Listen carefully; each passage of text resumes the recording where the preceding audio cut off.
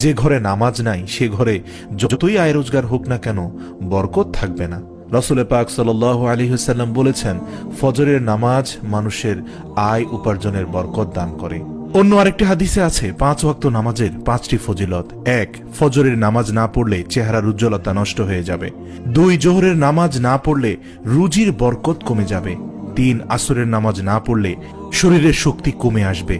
মাগরিবের নামাজ না পড়লে সন্তানাদি কোনো উপকারে আসবে না। এশার নামাজ না পড়লে নিদ্রায় পরিতৃপ্তি হবে না। আল্লাহু আকবার। আল্লাহ রাব্বুল আলামিন নামাজের মাধ্যমে আমাদের ঘরের বরকত আনার তৌফিক দান করুক।